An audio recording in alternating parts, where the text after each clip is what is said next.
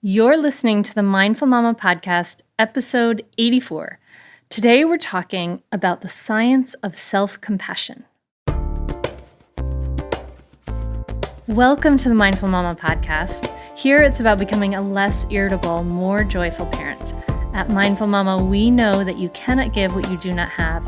And when you are thriving, when you have calm and peace within, then you can give it to your children. I'm your host, Hunter Clarke-Fields, Mindfulness Mama Mentor. I coach overstressed moms on how to cultivate self-awareness in their daily lives and to take family and life to a new level of awakening. I've been practicing yoga and mindfulness for over 20 years. I'm the creator of the Mindful Parenting course, and I'm the mom of two girls ages 7 and 10. Welcome. I am so glad you are here today, my friend. This is such a powerful episode. The interview you are in store for is absolutely one of my favorites. I'm talking today to Kristin Neff, and she is a pioneer in the field of self-compassion research. She's conducted the first empirical studies on self-compassion over a decade ago, and she has written the book called Self-Compassion, and she also teaches an 8-week training program called Mindful Self-Compassion. And her work is really at the core. I got so excited about this. As you'll hear me tell Kristen, her book is so underlined and dog-eared. I was so thrilled to read it. And her work is work I've been teaching for years, and it's in the Mindful Parenting course. And this work on self-compassion is really at the foundation of the work that I do with mamas in my coaching and in my courses. And you're going to hear why this is so powerful and why this is so life-changing. And you're going to hear about the science behind it, which is so, so cool. So I cannot wait for you to hear what Kristen has to say.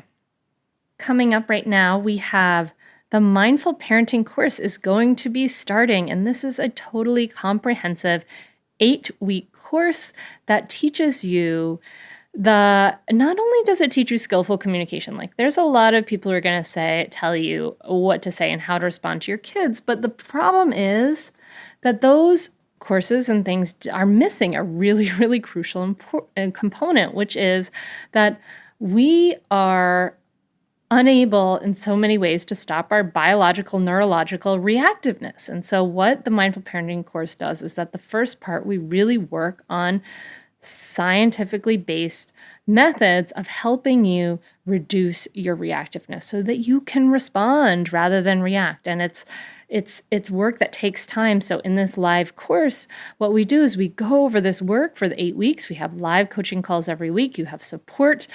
And then you get to take the course every single time it runs. So it's kind of like you're joining the Mindful Parenting tribe when you do that. So that is coming up real soon. And if you want a taste of that, I'm going to be doing a 5-week free live Mindful Parenting training. And if you're listening to this in real time, it goes from October 9th through the 13th. And you can sign up for that now. We have just put up a site where you can sign up for the training and make sure you are on the list. And you just go to mindfulparentingcourse.com/free training. So that's mindfulparentingcourse.com/free training.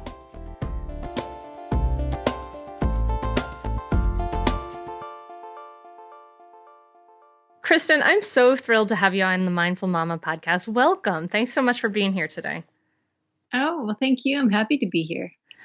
Your work on self-compassion is so groundbreaking as far as shifting the way that we think about what it takes to sort of grow and what it takes to thrive, and shifting attitudes, hopefully, bit by bit. They're seeping into the culture. But what brought you to this research for you in your own life? What made you interested in this?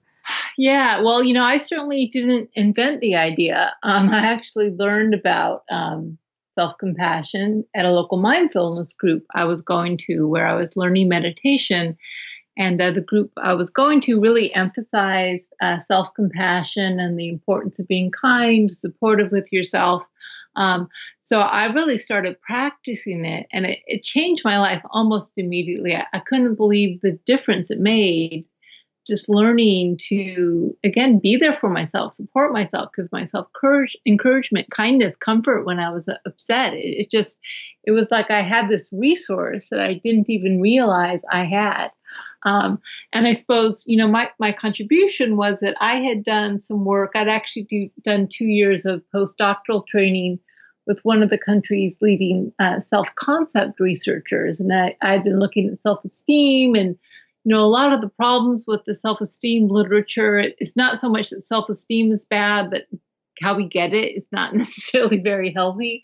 And I just thought, wow, self-compassion is such a nice alternative to self-esteem because it's a way of feeling good about yourself, but it doesn't require feeling better than others or being special and above average. So I kind of, gave it a shot and developed a scale to measure it and started the research ball rolling. And now it just has a huge life of its own. It's really quite exciting. Wow. Yeah. I mean, it's interesting because you really point out in the book how self-esteem and self-compassion are different. So can you talk a little bit to that? What is the difference and why is self-compassion trump self-esteem? Right. Well, so self-esteem is basically, it partly depends how you define it. If you think of unconditional self-worth, well, then it's a little bit more like self-compassion. But typically, self-esteem focuses on how much you like yourself, like how positive your self-evaluation is, right? And, most of us do some pretty nasty things to feel good about ourselves. For instance, why do bullies in early middle school start to bully? So that they can feel good about themselves, so they can feel bigger and smarter and cooler and stronger than that little wimpy kid they're picking on, right? Prejudice stems from the need for high self-esteem. And the other problem with self-esteem is that for most people, it's contingent on success. So, maybe you have high self-esteem on a good hair day, but not so much on a bad hair day. Or when you succeed at a work project, but then your self-esteem deserts you when you have a failure. So it's more contingent, and it's more based on social comparison, right? The need to be better than others to feel okay about myself. So, we know self-esteem is good for well-being. People are less depressed, less anxious, happier really when they have high self-esteem. But the way they get their self-esteem is not always so healthy.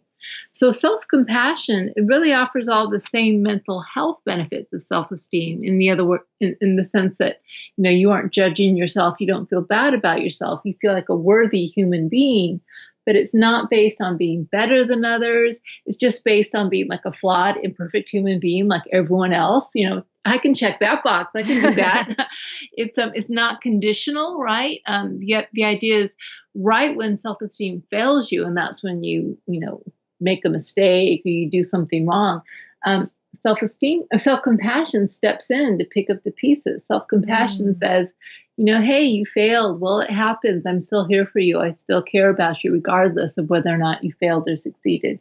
So we know, for instance, through research that the sense of self-worth linked to self-compassion is much more stable than the sense of self-worth linked to self-esteem, which tends to go up and down a lot more. So you might say it has the benefits without the pitfalls.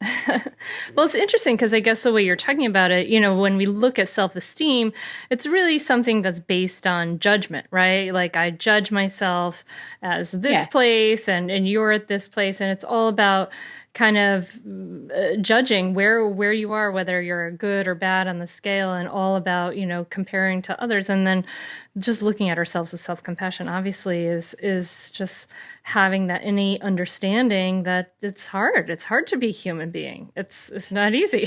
That's right. And that making mistakes and imperfections is actually part of what makes us human. Right. So when we're on the self-esteem treadmill, it's almost as if we keep chasing after perfection. Like if we try that a little bit harder, maybe we'll be perfect or at least close to it.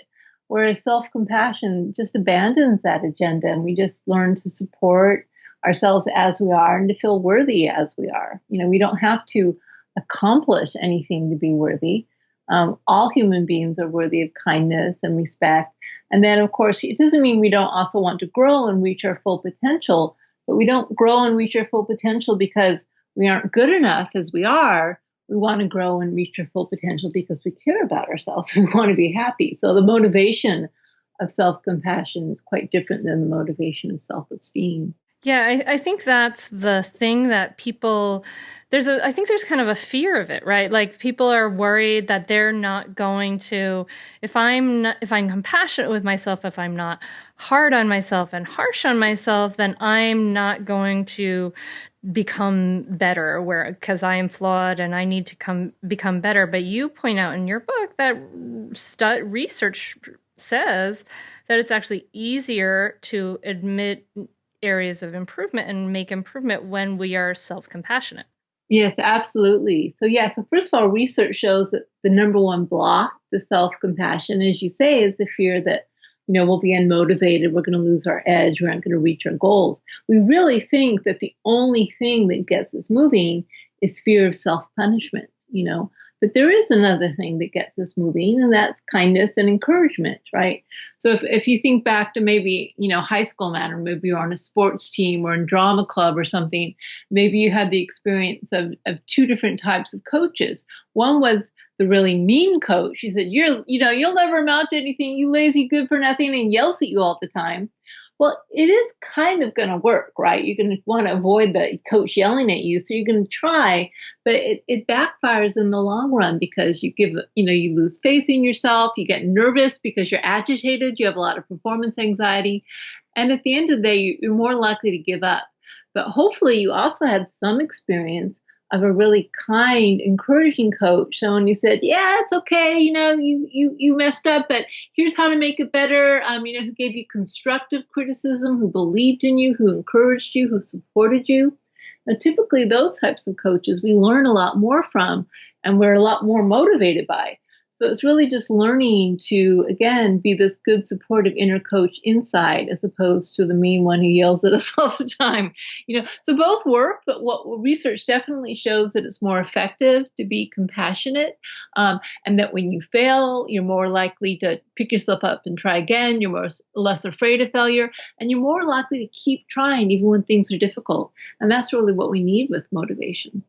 So you're really talking about, and it's amazing to me how many things come down to this. I'm very interested in the way we learn and the way we act in life. But what I'm hearing you saying is that it really is coming down to that intrinsic, internal motivation versus the external motivation. You're kind of pointing out the difference between the fear of the punish, carrot and the stick kind of thing versus I want to do this, whatever I want to do, because this is just life and this is what I want to do. And it's okay for me to make mistakes because I have this compassion. Yeah.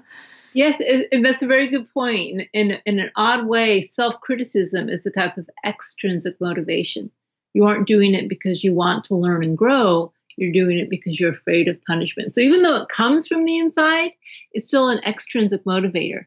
There's tons of research showing that intrinsic motivation, wanting to learn and grow because you're curious and you're interested, and, failure is a learning opportunity, that's much more effective and much more sustainable over time.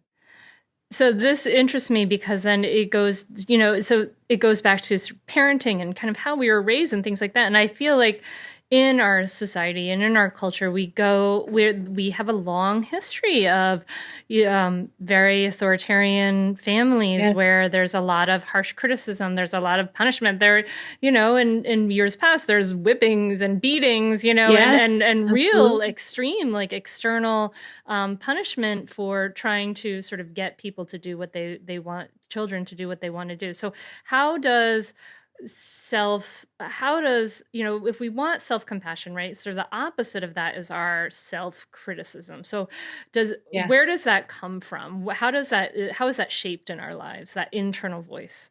Yeah, well, certainly, I think there are a lot of influences, but certainly we know that one is how our parents raised us. So people who are raised by very critical parents, unsurprisingly, tend to be more self-critical.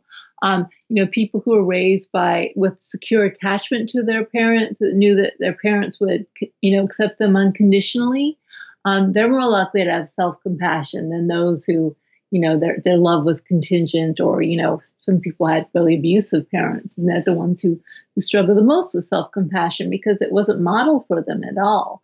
But I think it's not just parents. I also think there is a lot of pressure in our culture to be perfectionistic. And I think a lot of the messages we get in the media are, you got to do it, you got to succeed, got to buy my product in order to be a worthwhile person. So I think we're also influenced by those messages. And what I think is happening with self-compassion, and this kind of relates to the whole topic of parenting, is we're really kind of re-parenting ourselves, right?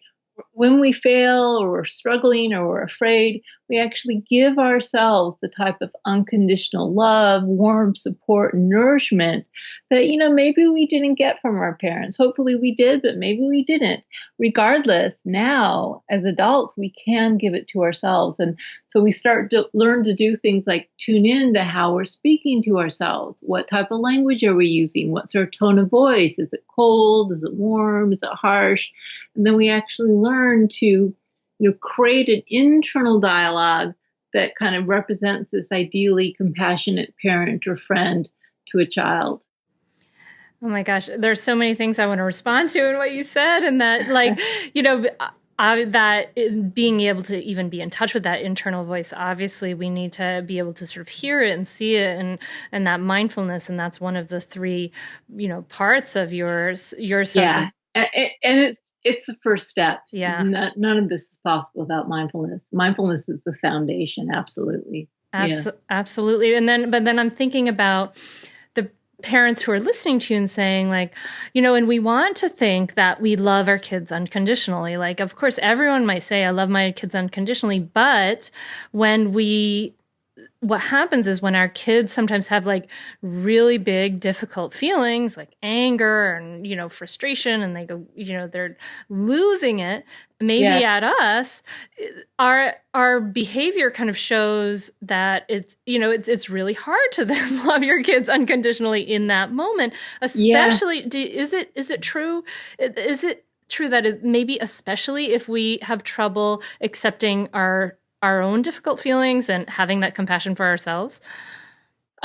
Yes. Well, so put it this way, the link between how compassionate you are to yourself and how compassionate you are to others isn't actually that strong, just because and also is in a certain direction. So there are a lot of people who are actually very kind and compassionate to others who treat themselves badly. So it's actually not really true that you have to be kind to yourself to be good to others. There's lots of people who do it. It's more that it's just hard to sustain being kind to others if you aren't kind to yourself. So what happens, if let's say you're a caregiver or a parent, what you need to do with your parent and your child starts screaming or losing it or something, is you actually first need to give yourself compassion. And that will give you the resources needed to sustain compassion for your child, right? So it's not like you need to have the compassion in order to be compassionate, but it's so much easier to get thrown off track, to lose it, to be reactive when you aren't saying, oh, it's so difficult that my child's losing it. And first, tend to your own needs, put on your own oxygen mask first before you try to calm your child down. And that's certainly something I learned with my son, who is autistic, that, if I lost it, and let's face it, I did, sometimes I would lose it, but he would actually just get more agitated very quickly if my way of being with him was agitated.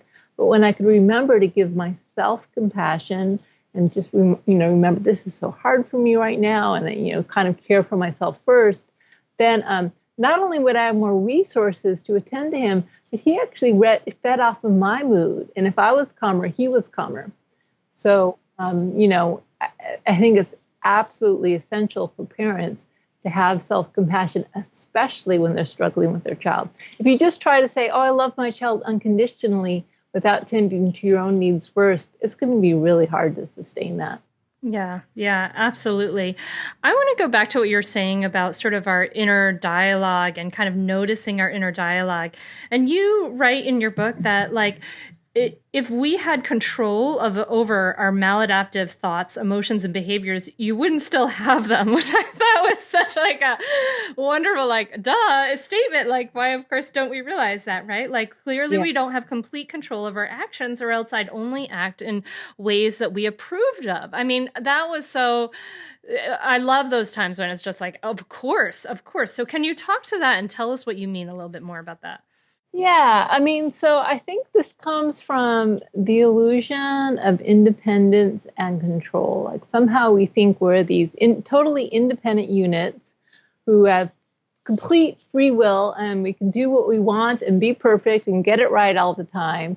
But that's just not reality. We are interdependent in so many ways. I mean, the weather, what we've eaten, what that person just said to us, the political climate, my body, the fact that my hormones are, going a certain way, which I didn't choose. There are so many causes and conditions that lead us to think as we do, that lead us to have the emotional reactions we do. So really, we don't have a lot of control. And one of the biggest gifts of mindfulness practice, and especially meditation practice, is kind of realizing that this idea that we have control is an illusion. But although we don't have total control, it doesn't mean we can't do anything either. So what we can learn to do is learn how to relate with kindness to whatever's arising. And, we can make a couple adjustments and we can do what we can. It's not like we can't do anything. It's not like we're totally passive, but we just need to realize that perfection is actually not attainable. So just do the best we can and kind of, care for ourselves. And when we make a mistake, just try to be understanding and give ourselves support and encouragement so that we're maximizing the conditions out of which hopefully skillful action will grow. You can't really control yourself, but you can try to plant the seeds that are more likely to grow into better actions. So it's just a different model. It's more of a natural model, which is true, right? A plant doesn't grow on its own. It needs water and it needs soil, but you also can plant seeds if it's one plant or another. So that's what we're really doing with compassion, is we're just trying to water the seeds of wholesomeness and not spend as much time watering the seeds that lead to bad behavior or harmful behavior. Absolutely. Just like Thich Nhat Hanh says, we practice selective watering. I love that. Exactly, yeah. Yeah. So one thing that you brought up in your book that I love this is a little equation from, I think you said it came from Shinzen Young, which is suffering equals pain times resistance. So tell us what you mean by that. Right. And so he's using the term suffering in a particular way, which is basically there's pain, emotional pain, physical pain, mental pain. But suffering is kind of it's directly a result of how much we resist the fact that pain is here. So just to give a, kind of cliche example, if you're stuck in a traffic jam, yeah, it's annoying. And maybe you're going to be late and that's painful and annoying. But if you get really angry at the fact that you're at a traffic jam and feel like I shouldn't be caught in a traffic jam, all those shoulds and resistance to the fact that something is happening just make things that much worse. And there's a lot of research that shows that the more we resist what's happening, not only does it make it more intense, but it makes things last longer, right? So whether that resistance is by getting really angry and frustrated, or whether the resistance comes from avoidance and like a thought suppression, we know that the energy you give to a difficult thought or emotion by either suppressing it or reacting to it actually makes it stronger and makes it last longer. So it's so funny. My son, he's 15 now, and he hates self-compassion because he's like, just don't give me that self-compassion, Mom. I don't want to accept the pain. And I'm like, okay, go for it. If you figure out a way how to make the pain go away, tell me about it, but I don't think it's really possible. That's the thing. It just doesn't work. We know it doesn't work. If pain is here, it goes away in its own time, and we can try to help, create optimal conditions for it to pass. We can't force it to go. And if we try to force it to go, it just makes it worse. So that's really a basic principle of life, really, that I think most people come to recognize in one way or another. The good thing about self-compassion, so what self-compassion adds to mindfulness? Mindfulness talks a lot about non-resistance, being with what is in an accepting, non-judgmental way. But it doesn't necessarily, it kind of depends who's teaching the mindfulness, it doesn't necessarily talk about warmth and kindness and soothing. So in other words, yes, we need to accept what's here and not judge it, but it really helps if we say to ourselves, oh, this is so hard for you, darling. I'm here for you. What can I do to help? So that emotional warmth which helps us feel safe, which makes it easier not to resist.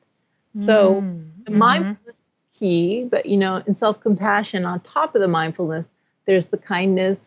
And then there's also kind of the wisdom of recognizing common humanity, right? Just recognizing that, hey, we're all imperfect, we all struggle, we're all interdependent, And so you might think kindness and the wisdom of common humanity, they do arise naturally out of mindfulness practice, but if we bring them in explicitly, intentionally, it just makes it more powerful in the moment.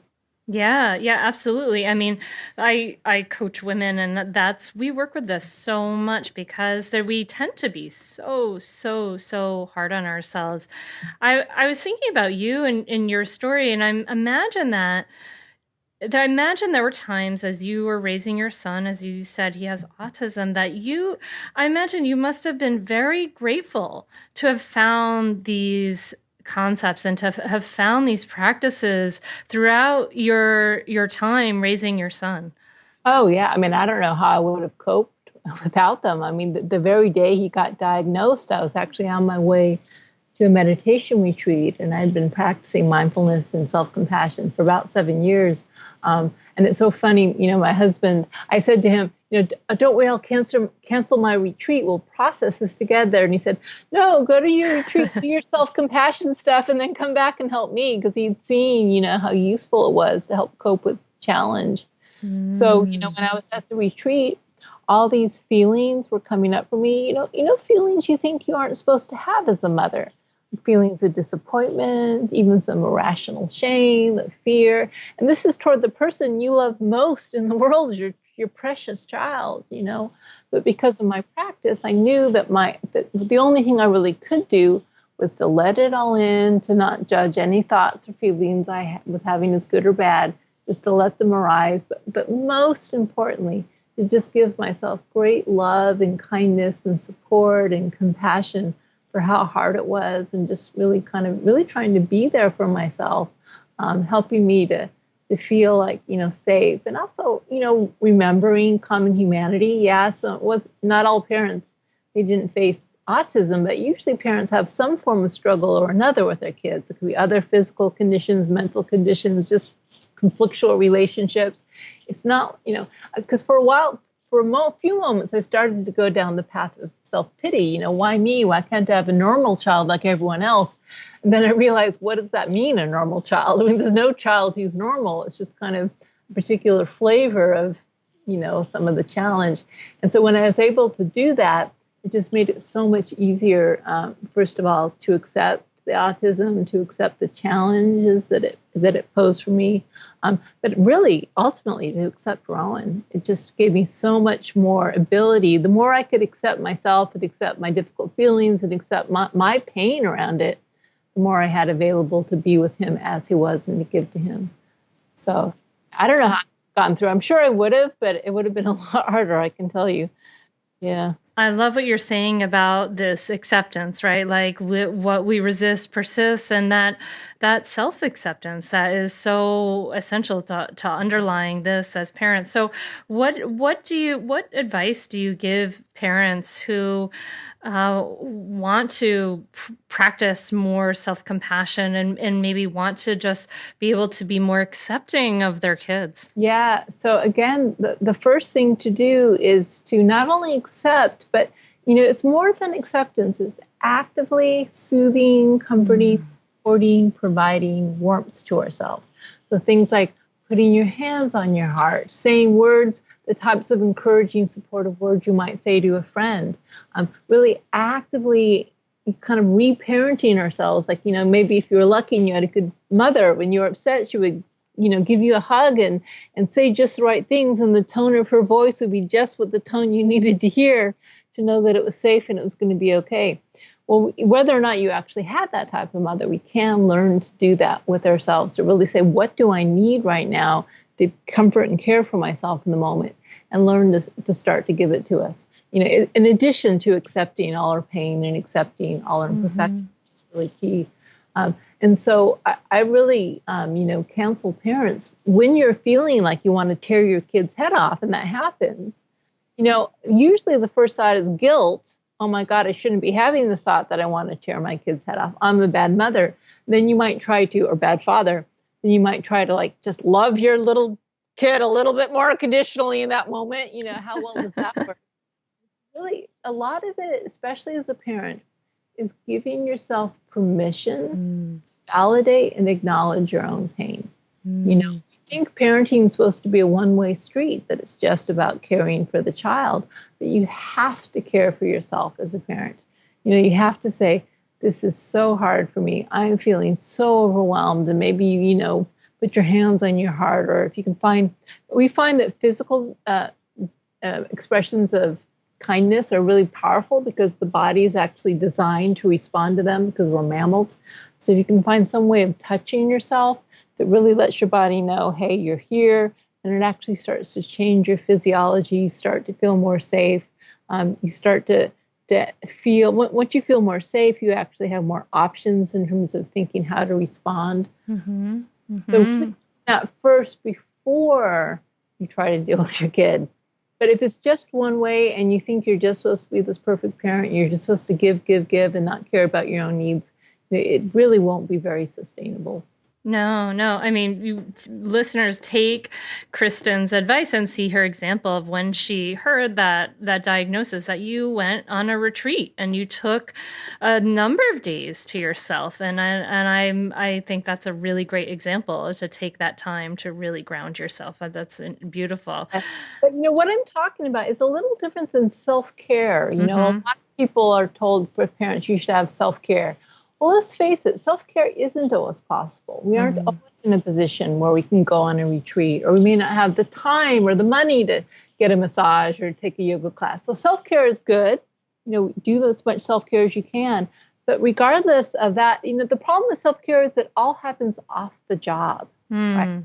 What we need a way to be there for ourselves in the midst of the struggle, when you're with your kid. When the conflict is happening, when the tantrum is happening, when the emotions are there, present in the moment, that's when you need self-compassion. So you can do simple practices like, I did this. I used to do this I still do it, but when my son was tantruming, right? Just breathing in for yourself, breathing in compassion for yourself, breathing in wishes for your own well-being for yourself, and then you can breathe out for your child. So it doesn't have to be one way. In for me, out for you, breathe in and out for you. Little practices like that you can do, which, don't take any time or money, can be done right there in the moment to help you get through those difficult times. So really the biggest thing parents need to do is just to remember to validate the fact that it's hard for them, to help, give themselves kindness and comfort and care and support in the midst of their challenges. And that is actually what's going to most enable them to be there for their kids. Yeah. Yes. And after we lose it too, that comes to do those same things. So then, and that is what can enable us to grow and change and make different choices as best we can. Yeah, that's right. Yeah. So a lot of research, people think that if you're self-compassionate, it means letting yourself off the hook. It's exactly the opposite. Research shows that when it's safe to admit you failed because you have self-compassion, you're much more likely to admit it when you've made a mistake, and you're actually much more likely to try to repair the situation. Again, because you aren't fighting against this feeling of, oh my God, if I admit that I did this, I will be flooded with shame. I'm not going to go there. I'm going to blame someone else, right? When it's safe to acknowledge you're imperfect and you make mistakes, you're much more likely to do so. Oh, Kristen, oh my gosh, I could talk to you for hours on this. I love it. I can't thank you enough for the work that you've done, like making this, showing that through your, research that this is so, that these teachings that people have taught for many years are in fact true. And I really, really appreciate your work and what you've done. So how can the listener find out more about you and what you're doing besides get her amazing book, Self-Compassion? You'll love it. Well, that's the place to start. And I've actually made my website a free resource. If you just Google self-compassion, you'll find it, selfcompassion.org. So I've got the research on there. If you're a research nerd, I have guided meditations, I have exercises, and in October, and there'll be a link on my website, that we're going to have an online self-compassion training course, like a shortened version of our 8-week course. It'll be 8 weeks, but only an hour a week. So that might be something you could think about taking. When we come out with our workbook, that will also be on there. So I would just say, go to my website and maybe even sign up for my mailing list, and I'll send you out notices when new things are available, including new meditations. So that's probably the easiest place to start. Awesome. Yeah. Awesome. Thank you so much for taking the time to talk to us today, Kristen. I really appreciate it. You're welcome, Hunter. It's been a pleasure. Absolutely. Thank you so much for listening. Isn't Kristen amazing? And this work on self-compassion is so, so amazing. I really encourage you to get the self-compassion book. It has so much. And self-compassion is an essential component of what we teach in the Mindful Parenting course, which is really starting soon. And if you want a taste of that, want to join us in a free live training that is happening from October 9th through 13th, you can join it from anywhere in the world. It's totally free. You can just go to mindfulparentingcourse.com/free training. So that's mindfulparentingcourse.com/free training.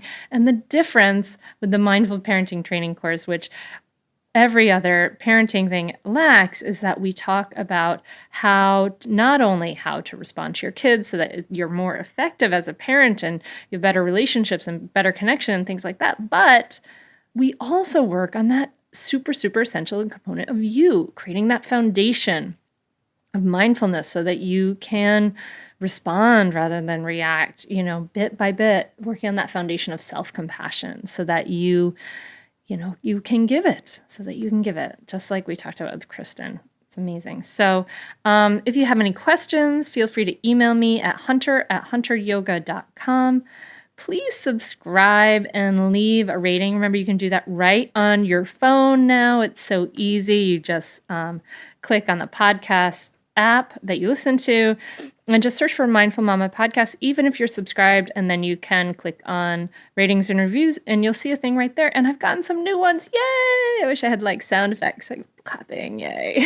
So thank you so much to PGH Lauren for the 5-star review, saying it's relatable and informative. She says, it often feels as if Hunter knows just what I need to hear. I use what I learn in parenting my own boys and with clients I see in my mental health private practice. That's amazing. Thank you so much, Lauren.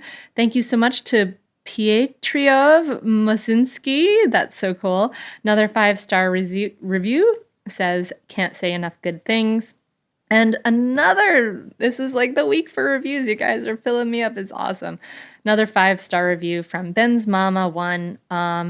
And she says that, thank you for helping me be a better parent. So, so cool. Thank you guys so much. And if that is an amazing way to support the podcast, if you've gotten something out of it, is to leave a review.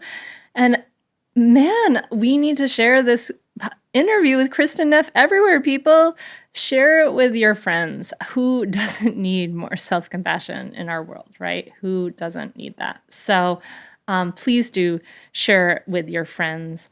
Coming up in the next episode, I am back on with my friend Carla, and we are talking about discipline. Dun, dun, dun. So be sure to check that out as soon as it comes out. They've been coming out very regularly now. I'm patting myself on the back for very regular, steady podcasts on Tuesday mornings. So check it out there. Make sure you're subscribed.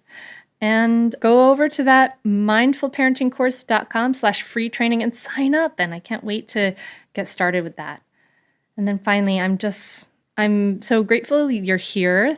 Thank you so much. If you are listening to my voice right now, I really have so much gratitude for you and this connection that we have. It grows. We are creating ripple effects. You are creating ripple effects, feeding yourself with watering with good media, watering your good seeds. And really, that's what we want to do. Just like we talked to with Kristen, we want to selectively water. So I'm wishing you a beautiful week, my friend. I'm wishing you calm and peace within. And sending that out to you. Namaste.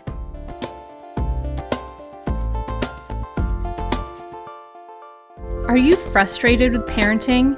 Do you want to practice conscious, compassionate parenting, but you don't know how?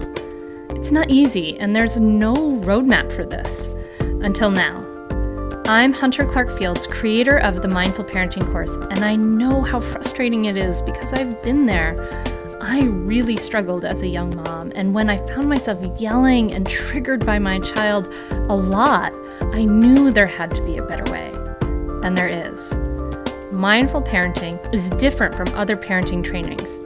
They don't tell you that all of that good advice is as good as useless when our internal stress response is triggered.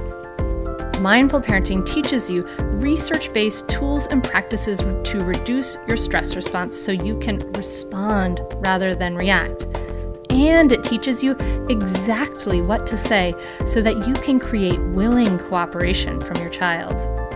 You can learn more and enroll at mindfulparentingcourse.com, and you can join us for a free live training from October 9th through 13th, where you'll learn why your kids don't listen to you, what punishment really teaches, how to tame a tantrum at every age, and the hidden myth that undermines your parenting.